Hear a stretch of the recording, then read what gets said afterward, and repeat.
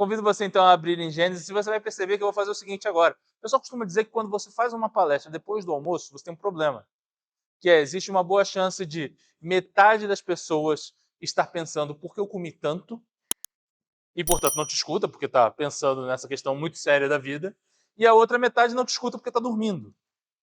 Portanto, geralmente o pessoal aconselha a convidar o povo a se levantar e fazer um exercício. Eu quero convidar você a abrir a Bíblia e fazer uma maratona comigo. Vocês vão ver que a gente vai ler muitos textos, então eu vou fazer você fazer uma maratona para a gente tentar pensar um pouquinho esses conceitos que eu quero falar com vocês agora. Gênesis 37, a gente vai ler 2 versículos, e aí você vai ver que eu vou pular para um próximo texto. Então vai me acompanhando para a gente ir vendo os textos a tratar. Gênesis 37, eu quero ler com vocês os versículos 26 e 27. Gênesis 37, 26 e 27. Diz assim: Então disse Judá a seus irmãos: De que nos aproveita matar o nosso irmão e esconder-lhe o sangue? Vinde, vendamo-lo aos ismaelitas, não ponhamos sobre ele a mão, pois é o nosso irmão e a nossa carne. Seus irmãos concordaram. Ok? Aí desce comigo um pouquinho pelo livro de Gênesis e vamos lá em Gênesis 43, 14. Deus Todo-Poderoso vos dê misericórdia perante o homem, para que vos restitua o vosso outro irmão, e deixe vir Benjamim.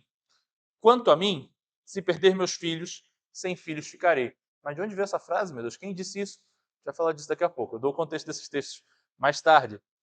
Vamos dar uma olhadinha em... Agora você vai dar um salto um pouquinho maior. Ah, não. Antes disso. Um capítulo. Gênesis 44.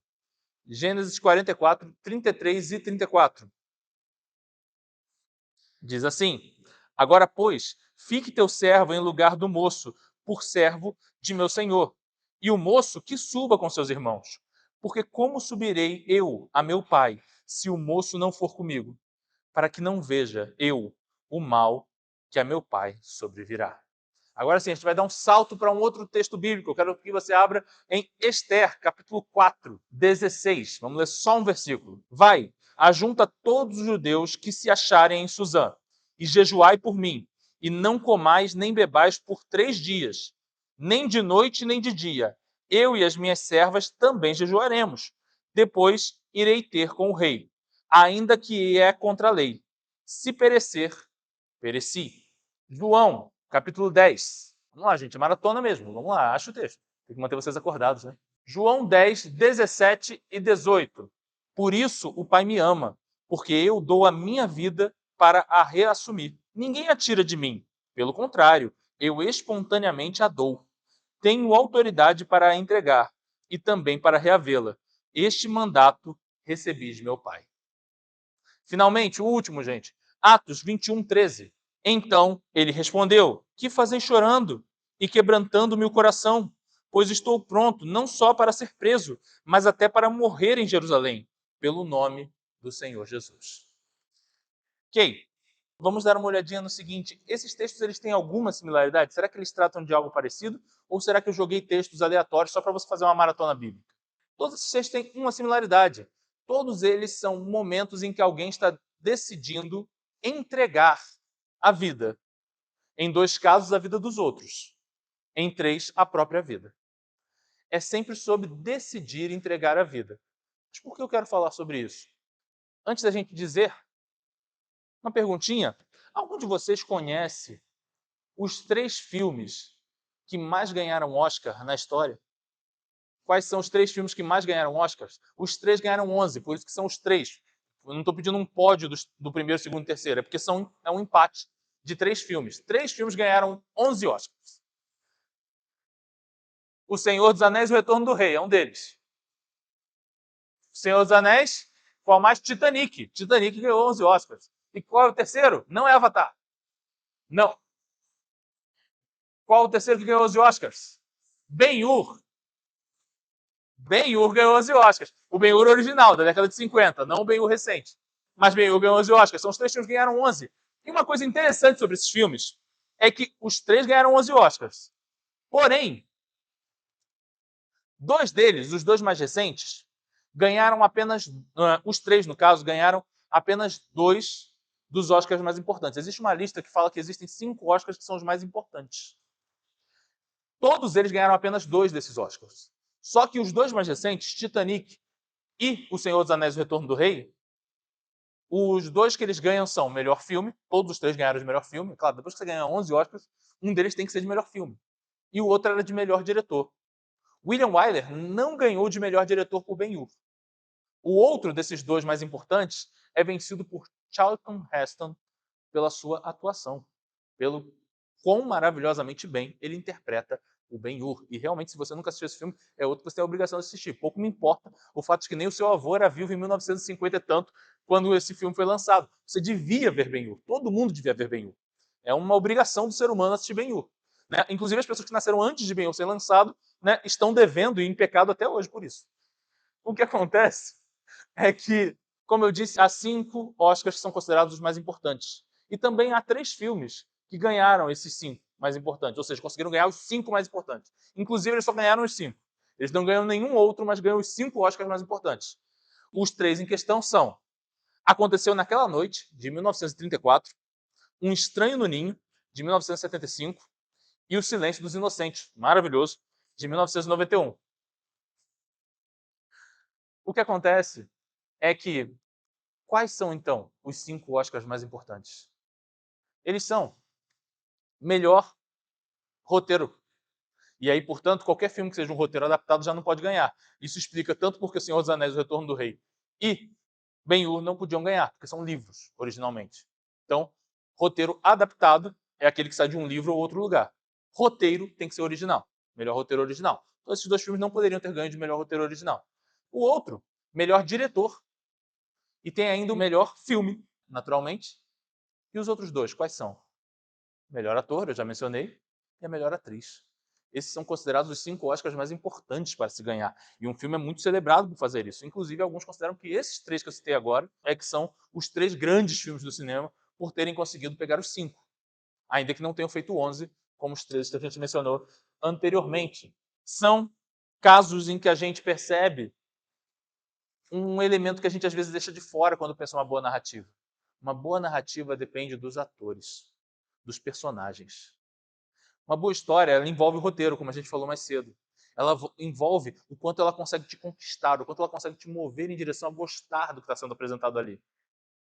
Mas ela também envolve o quanto você gosta do personagem, o quanto aquele personagem é significativo, o que ele faz na história que demarca tanto aquilo ali. E, muitas vezes, num filme, o quanto aquele ator consegue te conquistar na maneira como ele vive aquele personagem. Portanto, o personagem é um elemento central da história. E é sobre isso que eu quero falar. Eu quero discutir um pouquinho sobre o elemento do personagem. E o personagem é feito das escolhas que ele toma ao longo da narrativa. O que ele vai fazer? Ora, Alvo Dumbledore diz isso a Harry Potter. Harry, não são as nossas semelhanças que fazem quem nós somos. Não é o quanto você é parecido com alguém que faz quem você é. São as suas escolhas. É o que você vai fazer. E, de fato, para um personagem, é isso. É o que ele faz ao longo da narrativa que vai demarcar quem ele é na história. É a diferença entre o vilão e o herói. Demarca quem se é. Um elemento, por exemplo, importante é: quantos aqui já escutaram a música Faroeste Caboclo? Faroeste Caboclo é um clássico. Eu só não digo que você tem a obrigação de escutar também, porque eu admito que 10 minutos de música é difícil de escutar. Faroeste Caboclo dura 10 minutos e conta para você a história de João do Santo Cristo. Uma coisa que as pessoas às vezes não reparam nessa música. João é o herói, certo? E o vilão é o Jeremias, o traficante que enfrenta ele. Mas conta para mim, qual dos pecados de Jeremias João do Santo Cristo não comete ao longo da música? O que Jeremias faz que João do Santo Cristo não fez ao longo da música? E detalhe, fez e não se arrependeu, ele só está fazendo mesmo. Um truque muito interessante de Faroeste Caboclo é que é difícil você estabelecer o que faz de João do Santo Cristo um herói e o que faz de Jeremias um vilão.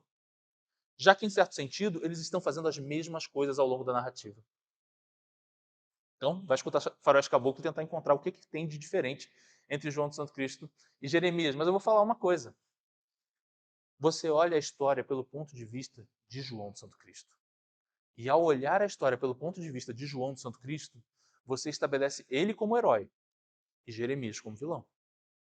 As práticas deles são absurdamente parecidas. E é claro que o autor, no caso o Renato Russo, ele vai fazer uma brincadeira ali para tentar te convencer a gostar mais do João Santo Cristo por outras razões também.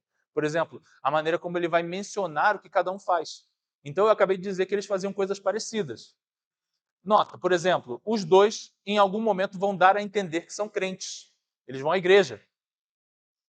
Só que como que o João Santo Cristo é mostrado fazendo isso? Ia para a igreja só para roubar o dinheiro que as velhinhas colocavam na caixinha do altar. É feio, mas é quase como se fosse uma gracinha, né? Tipo, as velhinhas colocavam, ele ia lá e pegava. É engraçadinho. Do Jeremias, ele diz assim, e fingia que era crente, mas não sabia rezar. Nota, entendeu? O autor ele está simplesmente mexendo com os personagens para expor algo de diferente neles. Mas existe, de fato, algo que estabelece quem o personagem é. E como eu falei aqui, dizer que um é herói e o outro é vilão é simplesmente uma questão de ponto de vista. Mas existe um outro elemento que faz um herói e um vilão, que são as decisões finais do herói e do vilão.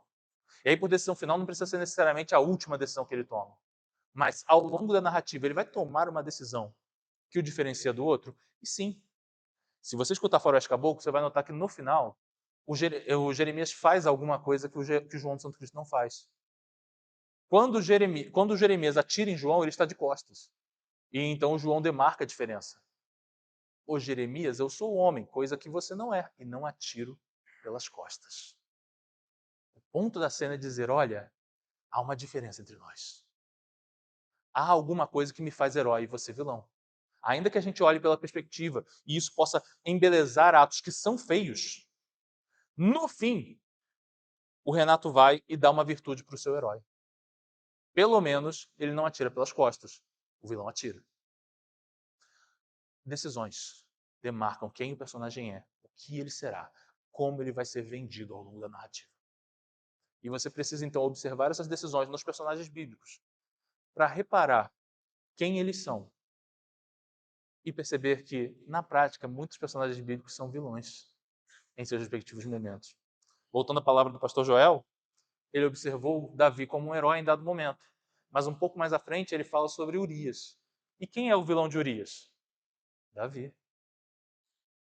Essas pessoas, no mundo de pecado, cometem pecados. E cada pecado cometido, de alguma maneira, vai transmitindo quem eles vão ser para a narrativa da história maior.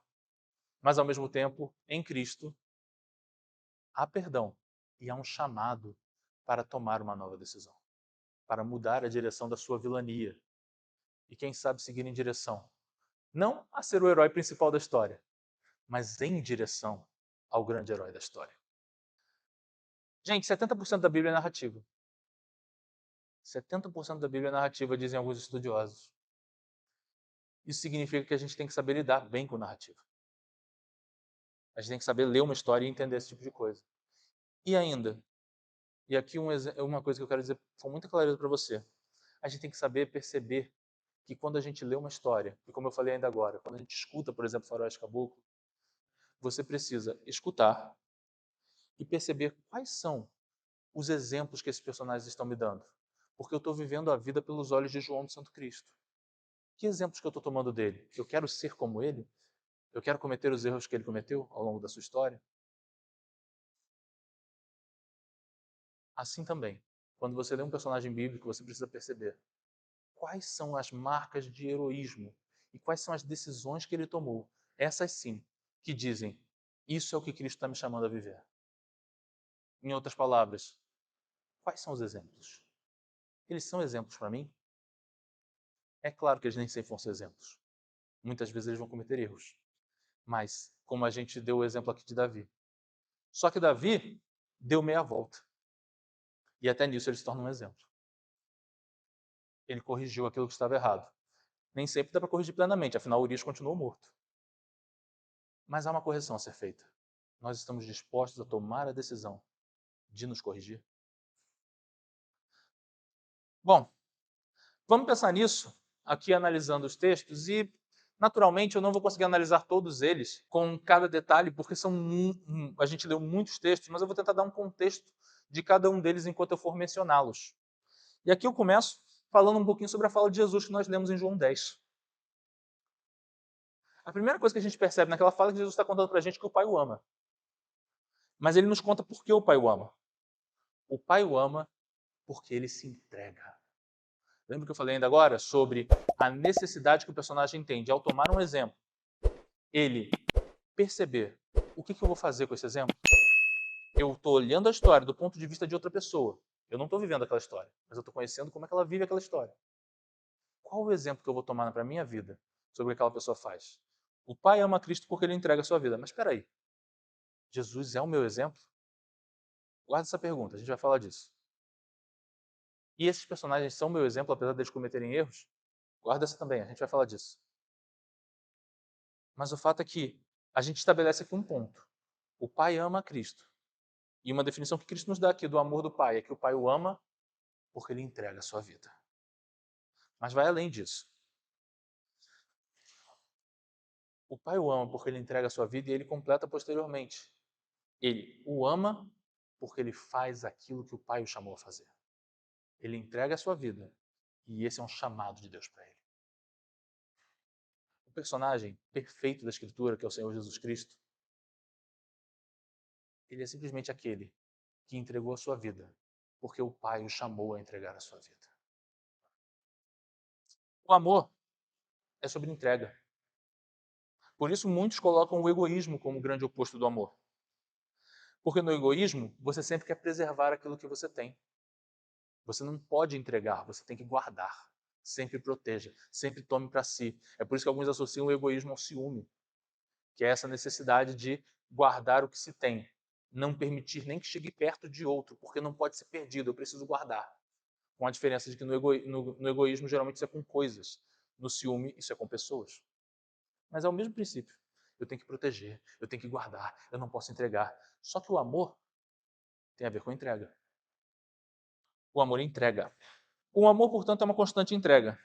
Até que você entregue não só aquilo que você possui, mas aquilo que você é.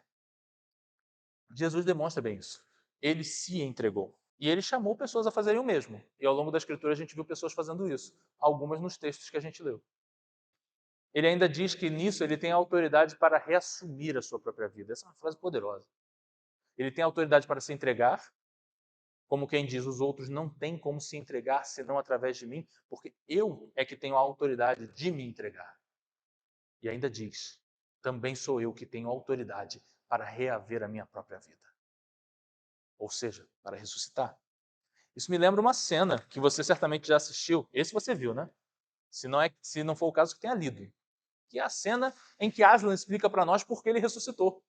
Lembra? Aslan ressuscita lá em O Leão, a Feiticeira e o Guarda-Roupa. E então, o que aconteceu? Mas para entender o que aconteceu antes. Lembra quando a feiticeira disse: me entreguem o traidor, porque eu tenho direito à vida dele. A vida dele é minha. Porque ele traiu. Então ele me pertence para eu matá-lo. Então Aslan chama a feiticeira para conversar e a gente sabe que ali aconteceu um acordo em que Aslan decidiu se entregar para salvar a vida do traidor. Ele então vai para se entregar.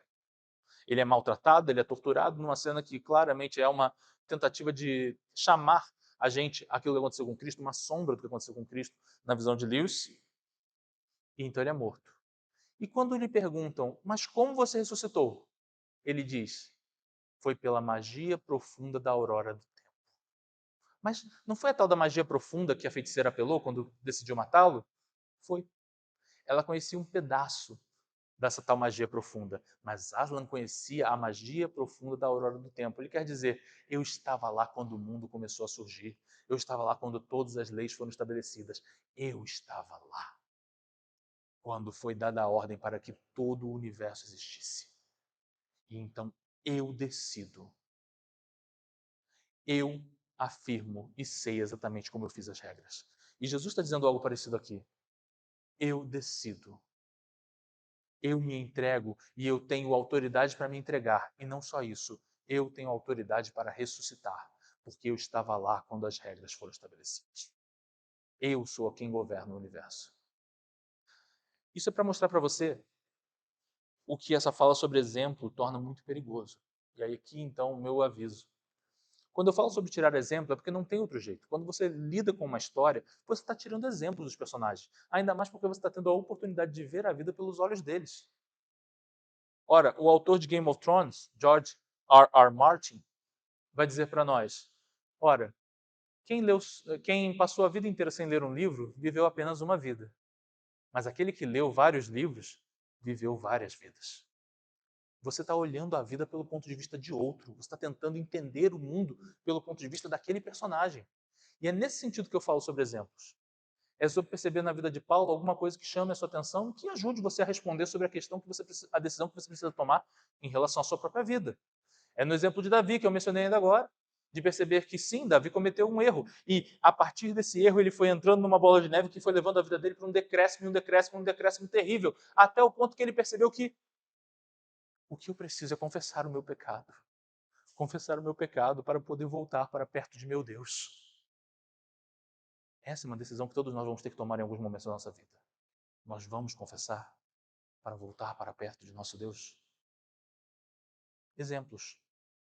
Ao mesmo tempo, tome cuidado. Na história da igreja, houve um sujeito que defendeu que Jesus era tão somente um exemplo. Se você tratar Jesus como tão somente um exemplo, você perdeu completamente o entendimento de quem ele é. Jesus é aquele que veio para se entregar para pagar a dívida que você e eu temos com Deus. Portanto, ele é muito mais que um exemplo, ele é um caminho. Ele é a solução, ele é a resposta de Deus. Cuidado como a gente trata com Jesus. Mas é fato que esses personagens, de alguma maneira, ajudam a gente, a vida deles ajudam a gente a perceber exemplos que nos dizem qual a direção que eu vou. E aqui, então, eu quero dizer, o aprendizado do personagem te ajuda a definir caminhos. Saiba ler histórias e perceber o que aquele personagem está aprendendo. Para quem sabe você poder aprender sem precisar passar pelos problemas que ele tem que passar. Eu mencionei numa aula recentemente. Há 3 maneiras muito claras como as crianças aprendem uma lição. Quais? Bom, por exemplo, não coloque o dedo na tomada. Ela pode aprender essa lição porque a mãe dela disse para não colocar o dedo. E numa hipótese muito remota, ela pode ser obediente e dizer, beleza, não vou colocar o dedo. Ela pode aprender essa lição porque ela coloca o dedo. Ela enfia o dedo ali, toma um choque e aprende a lição. Mas existe uma terceira, que é, geralmente isso acontece com quem tem irmão. O irmão dela coloca o dedo. Então, um belo de um choque. E aí, não só ela aprende, como ela ainda aprende para poder jogar na cara que aprendeu. Eu nunca pus o dedo na tomada, você já. É aprendizado. Por isso a importância de conseguir entender esses personagens, entender a vida que eles vivem. Porque elas nos ensinam. Nos ensinam a tomar decisões. Mais uma vez, não encare Jesus como simplesmente um exemplo. Se Jesus for tão somente um exemplo, nós cometemos um erro terrível. Ele é o caminho. Ele é aquele que vem para nos salvar. Mas a vida dos personagens bíblicos nos ensinam, de fato, alguma coisa. E vale a pena prestar atenção nos exemplos deles. Ok. Vamos ver isso, então, na prática. Um dos textos que a gente leu foi um pedacinho da história de Judá. Judá precisava tomar algumas decisões complicadas. Porque Judá era um quarto filho do pai dele, que tinha 12 filhos. Quem tem irmão sabe que com 2 filhos o pai já troca nomes. Imagina com 12, né? Só que ainda mais doído é você perceber que tem um filho que o pai nunca troca o nome. Nunca. Ele esquece o nome dos outros, mas aquele ali ele não esquece, não. Alguma coisa está acontecendo, né? Você sabe o que isso quer dizer. Esse filho aqui ele não esquece o nome. Esse filho aqui ele sabe quem é. Os outros dão uma dúvida, mas esse daqui eu sei bem. E isso era doído. Sem dúvida isso era uma coisa doída para ele. E isso era doído para todos os irmãos dele. A gente lê isso na narrativa. Só que Judá tem um ponto a mais. Judá é o sujeito que sugere, como a gente pôde ler ali nesse texto, Judá é o sujeito que sugere.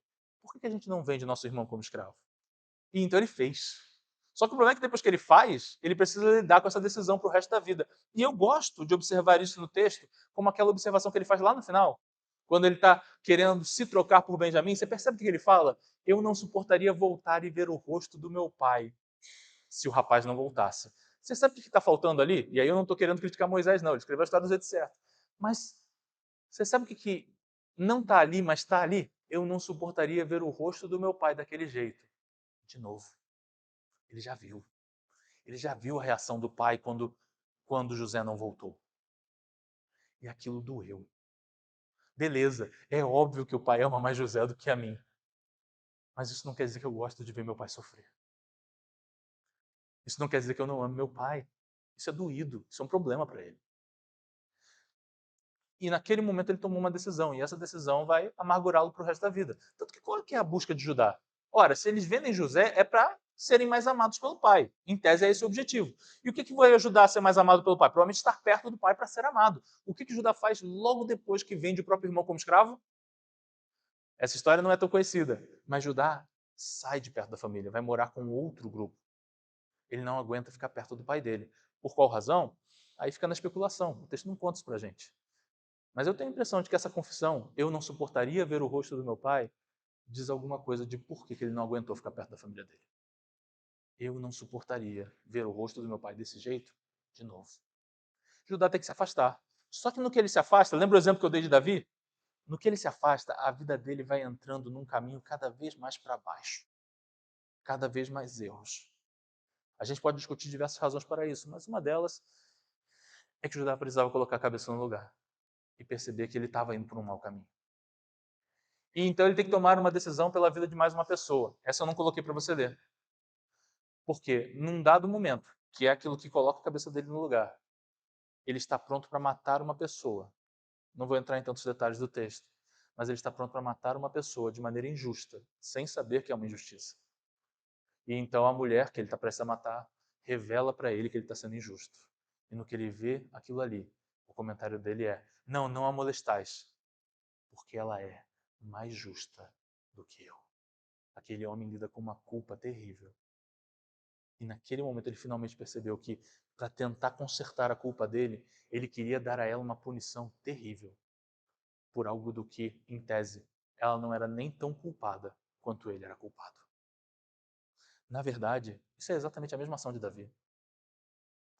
Quando Davi estabelece uma punição, lembra quando Davi comete o pecado dele com Urias? Esse texto você já conhece melhor, esse texto a gente já ouviu várias vezes. E então Natan vem e conta para ele uma história que vai fazer ele julgar a si mesmo. Quando ele se julga, ele decide uma punição que é maior do que a punição que deveria ser dada para quem roubasse um animal de alguém. E por que ele queria dar uma punição maior? Porque a culpa é tão grande que a única alternativa dele é fazer justiça além da justiça. Ele quer que os outros tenham aquilo que ele não tem: punição. Há casos documentados e um jurista famoso quis fazer um seguinte estudo. O que é a vida de um juiz quando julga? O que ajuda ele a tomar uma decisão? E aí ele faz um cálculo, ele observa, sabe uma coisa? É muito comum juízes serem presos depois que terminam seu período como juízes. Eles são presos por crimes que eram os crimes que eles julgavam com maior dureza durante os seus julgamentos. Um caso muito comum, por exemplo, que ele mostra no livro, são casos de pedofilia. Ele julgava com dureza pedófilos e, posteriormente, ele mesmo se revelava um pedófilo. Aquele homem queria julgar com dureza porque ele mesmo se sentia culpado lá dentro. É assim que é o nosso caminho em direção ao pecado, muitas vezes. Nós julgamos com dureza porque nós mesmos somos culpados. E não somos capazes de oferecer uma destra de amor para aquele que comete o mesmo mal que nós. Por que a gente não consegue fazer isso? Porque nós ainda não confessamos. Esse era um problema para ajudar. Mas ele retorna para casa. E no que ele retorna para casa, ele é forçado a encarar a seriedade do que ele faz. Mas ele continua vivendo do jeito dele, do jeito que dá. Até aquele dia em que ele está diante de José e José cria um estratagema para tirar Benjamim deles. É a chance deles de vender Benjamim como escravo, do mesmo jeito que eles fizeram com José. E é nesse dia que ele vai na direção contrária. Ele diz: não, não, não faça isso. Não, não tome Benjamim, porque eu não suportaria ver o rosto do meu pai. E então ele toma uma decisão, não de entregar o irmão como ele tinha feito da primeira vez. Ele entrega a si mesmo. Então me tome por escravo e que o rapaz volte para o meu pai, porque eu não suportaria ver o rosto do meu pai se o rapaz não voltar. Ele se entrega para finalmente consertar o que precisava ser consertado. Muitas vezes os exemplos dos personagens nos ajudam a ver isso. Uma decisão em que a gente precisa mudar a direção em que a gente estava indo. Ele estava seguindo uma direção, mas ele mudou de direção. E são inúmeras possibilidades de como os personagens bíblicos nos mostram o que acontece quando se muda de direção. E o que acontece quando você quer decidir pela vida dos outros e não com relação à sua própria. Cuidado. Quando a gente decide muito pela vida dos outros, quando a gente se preocupa muito com a vida dos outros, talvez isso seja uma marca de que nós não temos nos preocupado com os problemas da nossa própria vida. E às vezes olhar para personagens, olhar para histórias sendo contadas, nos ajudam a fazer isso. Olha, tá vendo como aquele personagem fez? Eu estou na mesma situação. Sabe qual é o grande exemplo disso? Davi. Como eu acabei de dizer, Natan lhe conta uma história. Quando Natan conta uma história, olhando a história por outra perspectiva, Davi finalmente percebe: minha nossa, eu sou esse homem que eu considero tão culpado. Esse homem sou eu. A culpa é minha. E assim como Judá, ele pode chegar à conclusão: não a molesteis, porque ela é mais justa do que eu. Exemplos. Um bom livro te dá um exemplo, te dá uma direção de você perceber quem esse personagem é, o que ele faz. Se ele faz bem, talvez seguir na mesma direção. Se ele faz mal, talvez não seguir na direção que ele seguiu. Lembra que eu falei na primeira palestra? Empatia. Eu preciso me ver no personagem?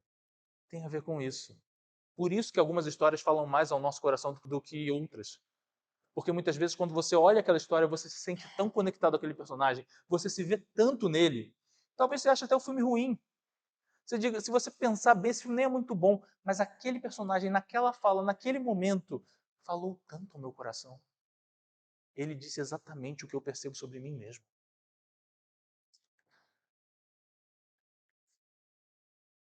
Isso nos é exposto nesse tipo de história. E isso nos ajuda a tomar uma decisão sobre o que nós vamos entregar a Deus. Mas antes da gente discutir isso, um segundo ponto. Há dois tipos de exemplos, mas há um exemplo, mas somente um, que vai muito além do exemplo. Toda história, como eu disse, é parte de um exemplo. Mas não é assim que você deve encarar quando você lê a história de Cristo. Porque Cristo é bem mais do que isso. Cristo é aquele que provê caminho para nós. É nele que nós encontramos salvação. E aí você vai perceber que o Senhor Jesus estabelece um conjunto de decisões que nós precisamos tomar. Ele nos chama a elas. É por isso que em seu Sermão do Monte, alguns vão dizer: aqui está a lei de Cristo. Ele estabelece ali. Que na verdade é a lei de Moisés, só que muito melhor cumprida. Só que quando ele fala com as pessoas, ele geralmente não dá um sermão apresentando uma sequência de regras. Isso ele faz para a multidão. Com os indivíduos, muitas vezes ele conta uma história, como falou o pastor Emílio. Ele conta uma história para ajudá-los a entender em que direção eles devem seguir. E no que ele conta essas histórias, ele está fazendo o quê? Ele está fazendo você olhar da perspectiva do outro. Talvez um dos exemplos mais legais disso aconteça na história do bom samaritano. Por que ele tem que contar uma história em que o samaritano é bom? Porque ele precisa surpreender o fariseu. Fazer o fariseu olhar de um outro ponto de vista. E se eu, ao invés de fariseu, fosse o samaritano? E ele não consegue fazer isso.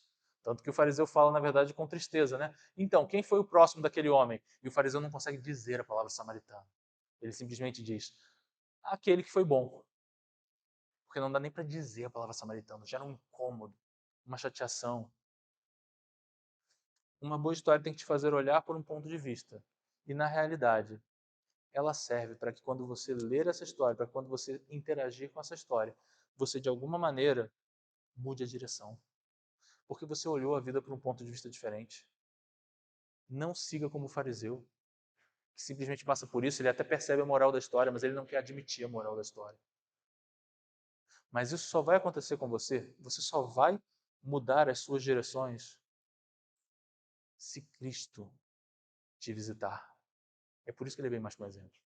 Cristo é transformador. Não adianta olhar para um bom personagem como um exemplo, dizer a partir de agora eu vou viver dessa maneira, se Cristo não for fonte de transformação na sua vida. Eu gosto sempre de pensar nessa ideia como a imagem do sujeito que é fumante. E ele fuma muito. Ele tem uma necessidade por cigarro e ele está sempre com o cigarro na mão e ele está sempre fumando e ele não consegue ficar sem fumar. Até que um dia ele decide parar. E como que ele para de fumar? Ele começa a usar bala de nicotina. E ele está ali o tempo todo com bala de nicotina. E se você tem a oportunidade de parar de fumar, pare, isso é bem útil. Mas o interessante é que quando ele troca simplesmente pela bala de nicotina, do ponto de vista do vício, nada mudou. Ele mudou a maneira como ele realiza o vício, mas ele continua viciado em nicotina. Muitas vezes é dessa maneira que o ímpio lida com a história. Ele vê um exemplo, ele corrige a sua ação, mas ele não corrige de verdade.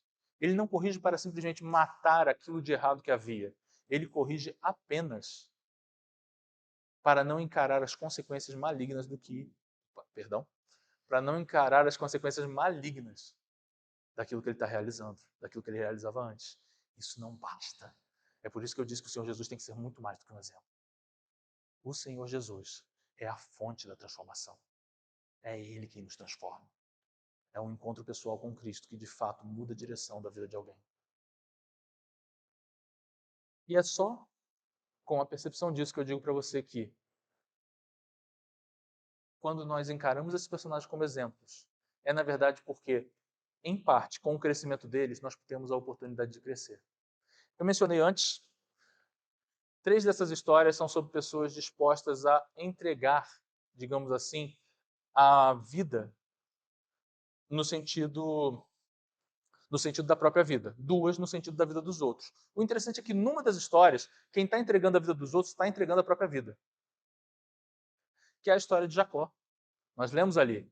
Aquela fala, quanto a mim, se perder meus filhos, sem filhos ficarei, é a fala de Jacó. E quando Jacó diz isso, é o momento em que ele finalmente quebrou todas as suas expectativas. Jacó é um sujeito que ele se acostumou com uma coisa na vida. Os meus problemas, eu tenho uma ideia mirabolante e resolvo. Ele tem isso com tanta convicção que ele acredita realmente que foi ele quem fez com que as ovelhas de Labão nascessem de uma determinada maneira para ele poder pegar aquelas ovelhas para ele. Ele acredita que foi ele que usou um truque lá para fazer as ovelhas terem uma decisão genética que elas não podiam ter para gerar os descendentes que ele queria que elas gerassem. Ele acredita nisso, com convicção. Por quê? Porque a coisa mais natural da vida de Jacó é acreditar que ele resolve seus próprios problemas, sempre é ele quem resolve. E ele vai tentando resolver o problema dele com relação a entregar Benjamim. Ele não quer entregar Benjamim, ele não quer entregar seus filhos. Então ele tenta arranjar um truque, mas finalmente, naquele momento da vida dele, não tem truque, não tem solução, não tem nada que ele possa fazer. Sabe o que ele tem que fazer? Olhar para o Senhor e dizer: eu os entrego nas suas mãos. O Senhor faça o que tiver de fazer. E essa é a profundidade da frase: e quanto a mim, se perder meus filhos, sem filhos ficarei. Ele disse: está bem, eu entendi que aquilo que Deus exige de mim, eu preciso entregar. De certa maneira, ele entregou a vida quando ele finalmente aceitou que ele tinha que entregar os filhos. Mesmo os filhos não eram dele. Mesmo ali, ele não podia controlar. Não estava sob controle dele. Ele precisava aceitar que Deus estava no controle. Não é muito diferente do que a gente encontra na história de Esther. Esther, como a gente leu ali, tem uma frase só. É uma frase de Esther ali. E a verdade é que algumas pessoas, quando leem a história de Esther, têm a sensação de que o herói do livro não é Esther, é Mardoqueu. Porque ele, muitas vezes, é quem está agindo. Mas eu acho isso uma profunda injustiça, porque nessa história, nós vemos Esther agir também. E um dos grandes momentos dela é o texto que a gente acabou de ler. Ou melhor, que a gente leu no começo. Esther 4,16. E ela diz uma frase parecida. Se Jacó disse, quanto a mim, se perder meus filhos, sem filhos ficarei, Esther diz, se morrer, morri. É simples assim. Se o Senhor, então, exigir a minha vida, então eu a entregarei. E então, Ele levará. E eu estou submissa àquilo que Ele deseja de mim. A ideia é, Deus geralmente faz algumas perguntas para nós ao longo do nosso crescimento como personagens. A história de um personagem é a história de como ele cresce, de como ele sai de um ponto para chegar em outro. Você está disposto a se entregar? É a pergunta que Jacó precisou responder. E talvez para Esther, um pouco mais profundo do que você está disposto a se entregar, Esther teve que responder: você está disposta a se submeter? a aceitar que Deus vai fazer aquilo que ele tiver que fazer e dizer amém, seja lá o que ele disser? Porque foi isso que ela respondeu. Se morrer, morri. O que Deus quiser, então será. Deus faça o que ele tem que fazer. E nós lemos também a história de Paulo. Aquele que se entrega, aquele que se submete, no fim, ele precisa encontrar a mesma situação de Paulo, que é, ele tem que estar disposto a entregar a própria vida. O nosso crescimento como personagens do Senhor Jesus em nossas vidas é finalmente, em algum momento, perceber que nós simplesmente entregamos as nossas vidas. Não do mesmo jeito que Jesus entregou, porque Jesus entregou dizendo, eu tenho autoridade para entregar a minha vida. Na verdade, a sua vida sempre pertenceu a Deus. O único problema é que você acredita que ela pertence a você. E a grande decisão que a gente precisa tomar é entregar a Deus aquilo que não é nosso. Sempre foi dele. Os filhos de Jacó sempre foram de Deus. A vida de Esther sempre foi de Deus. E a vida de Paulo sempre foi de Deus. Só que tem que chegar um momento em que, ao se entregar, ao se submeter, você finalmente perceba, na realidade, a minha vida é sua para fazer aquilo que o Senhor quiser. Faça segundo for a sua vontade. Essa foi a decisão que ela tomou. Essa foi a decisão que Paulo tomou. Uma coisa que a gente pode perceber é então perguntar: qual é o resultado disso? Qual é a consequência dessa decisão deles? Ao entregarmos a vida a Cristo, nós precisamos saber o que vai acontecer a partir daqui. E a gente vê isso na resposta da vida dos três personagens que eu citei agora no final: Jacó, Esther e Paulo. Se você entrega a sua vida a Cristo, por um lado, talvez o destino seja a prisão. Talvez o destino seja a própria morte, como Paulo menciona, e como Paulo posteriormente teve que confirmar. Talvez seja morrer de fato. Na verdade, em algum sentido, para todos é morrer. Só vai depender da maneira e como e quando. Existe uma outra coisa que a gente encontra em Esther. Aqueles que entregam sua vida ao Senhor vão ter a oportunidade de ter um banquete na presença dos seus inimigos. Os inimigos querem atingi-la, mas eles não podem. Ela então tem um banquete de fato na presença dos seus inimigos. Tal qual Davi usou no Salmo 23. Ela se banqueteou na presença do inimigo. Amã estava lá, sentado junto com ela e junto com o rei. Só que naquele momento, o banquete estava diante dela e a vitória do Senhor veio. E da mesma maneira, nós temos Jacó. Jacó termina dizendo o quê? Quanto a mim, se perder meus filhos, sem filhos ficarei. E qual é o final de Jacó nessa história? O filho morto ressuscitou. Jacó tinha um filho que ele considerava morto e agora está vivo. Porque o final da história de verdade não é morte. Mas esse banquete prometido é, na realidade, a certeza de que um dia ressuscitaremos com Cristo. Porque o Senhor Jesus falou: a minha vida, eu tenho autoridade para entregá-la, conforme o Pai exigiu de mim. E tenho autoridade para tomá-la de volta. E é na autoridade dele que nós podemos, então, responder positivamente a Deus e dizer: então a minha vida é sua, Senhor. Toma e faça aquilo que quiseres. Para então descobrir que ele também nos ressuscitará com ele para um banquete eterno. Um banquete que nunca acabará, porque termina com a visão dele, com encontrá-lo e então ver a beleza do Senhor, ver a beleza daquele que construiu tantas histórias bonitas. Esse é um conceito teológico da visão beatífica. É esse encantamento com a possibilidade de ver a Deus, com a certeza que todos os salvos têm de que um dia o verão. E essa é, talvez, o maior dos prêmios. A maior das alegrias dos salvos é que um dia nós veremos Cristo. Eu já citei numa pregação aqui, então eu peço desculpas aos irmãos da igreja, mas uma canção antiga americana que se chamava Oh, the Deep, Deep Love of Jesus, que foi traduzido pelo Voltemos ao Evangelho, diz para nós assim: ó profundo amor de Cristo, outro amor igual não há, que me leva até a glória, pois me leva até a ti. Aqueles que entregam a sua vida têm como prêmio final o fato de que eles um dia o verão, porque participaram com ele não só da sua ressurreição, mas do seu reino. Eles o veem. E isso, gente, é crescimento de personagem. Só que o personagem em questão é você. Você está disposto a crescer? Judá, graças a Deus, tomou uma decisão melhor na segunda vez do que na primeira. Alguns de nós têm que tomar uma decisão nova, porque a gente já tomou uma decisão errada. Mas o fato de estarmos aqui diz, o Senhor ainda está te chamando. Corrija, vire o rumo, vá na outra direção.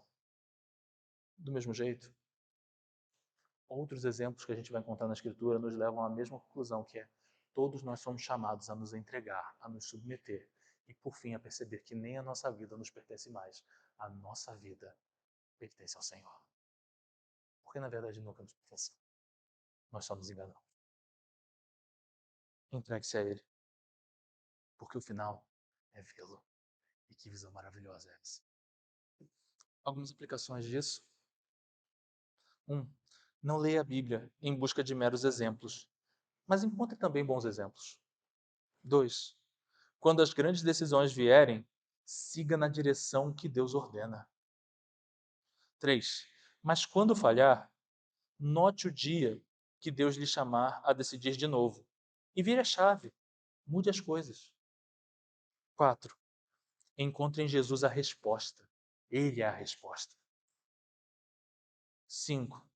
Entregue-se por completo a Deus. E por consequência disso, dê-lhe a sua submissão. 6. Então entregue sua vida ao Senhor. Ela já é dele. Esse é o único jeito. E 7.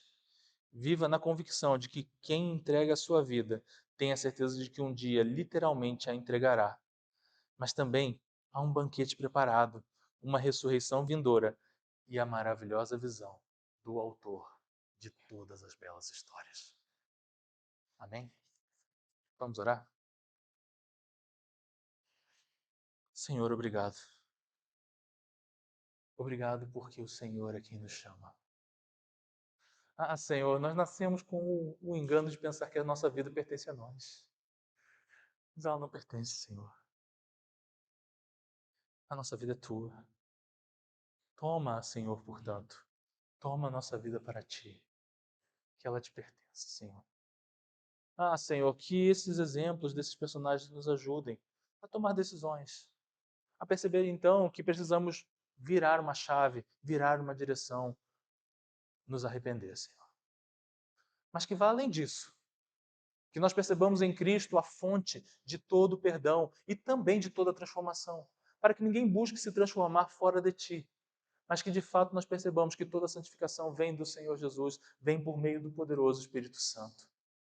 E então, Senhor, Senhor, leva-nos a verdadeiramente nos submeter a Ti, de tal maneira que saibamos que tudo em nossas vidas Te pertence, Senhor. Nada mais é nosso. E até mesmo nós mesmos Te pertencemos. Toma-nos para Ti, para que nós vejamos a Ti, o autor de todas as histórias e de toda a beleza desse mundo. Em nome de Jesus. Amém.